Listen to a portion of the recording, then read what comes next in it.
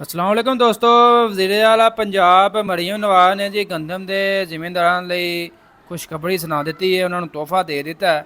ਤੋਹਫਾ ਕਿਹੜਾ ਦਿੱਤਾ ਹੈ ਜੀ? ਫੀ ਏਕੜ ਗੰਦਮ ਦੇ ਜ਼ਿਮੀਂਦਾਰਾਂ ਨੂੰ 5-5 ਹਜ਼ਾਰ ਰੁਪਈਆ ਦੇ ਰਹੇ ਨੇ। 12.5 ਏਕੜ ਦੇ ਜਿਹੜੇ ਘੱਟ ਜ਼ਿਮੀਂਦਾਰ ਨੇ, ਜਿਨ੍ਹਾਂ ਨੇ 12.5 ਏਕੜ ਤੱਕ ਗੰਦਮ ਕਾਸ਼ਤ ਕੀਤੀ ਹੈ, ਉਹਨਾਂ ਨੂੰ ਫੀ ਏਕੜ 5-5 ਹਜ਼ਾਰ ਰੁਪਈਆ ਮਿਲ ਰਿਹਾ। ਇਹਦੇ ਵਿੱਚ ਕੋਈ ਕੁੜਾ ਅੰਦਾਜ਼ੀ ਨਹੀਂ ਹੋਏਗੀ। ਜਿਨ੍ਹਾਂ ਵੀ ਅਪਲਾਈ ਕੀਤਾ ਆਨਲਾਈਨ ਇਹਨਾਂ ਨੇ ਬਕਾਇਦਾ ਤੌਰ 'ਤੇ ਪੋਰਟਲ ਦੇ ਦਿੱਤਾ।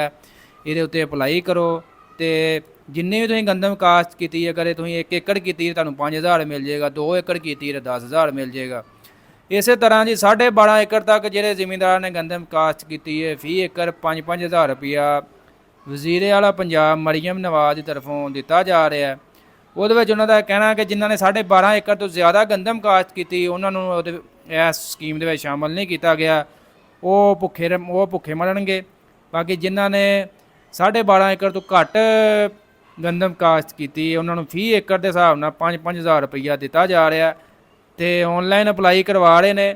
ਜਿਹੜੇ ਦੋਸਤ ਕੋ ਅਗਰ ਨਹੀਂ ਔਨਲਾਈਨ ਅਪਲਾਈ ਕਰਨ ਦਾ ਪਤਾ, ਕਿਸੇ ਵੀ ਭਾਜੀ ਕੰਪਿਊਟਰ ਸ਼ਾਪ 'ਤੇ ਜਾਵੋ, ਆਪਣਾ ID ਕਾਰਡ ਨਾਲ ਲੈ ਜਾਣਾ ਵਾ ਅਤੇ ਨਾਲ ਖਾਤਾ ਨੰਬਰ, ਖਸਰਾ ਨੰਬਰ ਤੁਹਾਨੂੰ ਯਾਦ ਹੋਣਾ ਚਾਹੀਦਾ। ਇਹ 2 ਚੀਜ਼ਾਂ ਮਸਟ ਨੇ।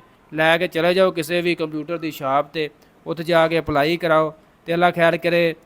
ਬਲ ਦੇ ਘਾਟ ਦੇ ਕੋਲੇ ਹੀ ਸਹੀ ਅਤੇ 5-5 ਹਜ਼ਾਰ ਰੁਪਈਆ ਤਾਂ ਭਾਅ ਜੀ ਲਵੋ ਨਾ। ਅਤੇ ਇਹ ਸੂਰਤ ਹਾਲ ਹੀ ਤੁਹਾਡੇ ਨਾਲ ਸ਼ੇਅਰ ਕਰ ਦਿੱਤਾ ਹੈ। ਤਾਂ ਜਲਦੀ ਭਾਅ ਜੀ ਔਨਲਾਈਨ ਅਪਲਾਈ ਕਰੋ ਅਤੇ 5-5 ਹਜ਼ਾਰ ਰੁਪਈਆ ਭਾਅ ਜੀ ਮਰੀਮ ਨਵਾਜ਼ ਦੀ ਤਰਫੋਂ ਇਹ ਤੋਹਫਾ ਹੈ ਅਤੇ ਇਹਨੂੰ ਪਹਿਲਾਂ ਕਬੂਲ ਕਰੋ।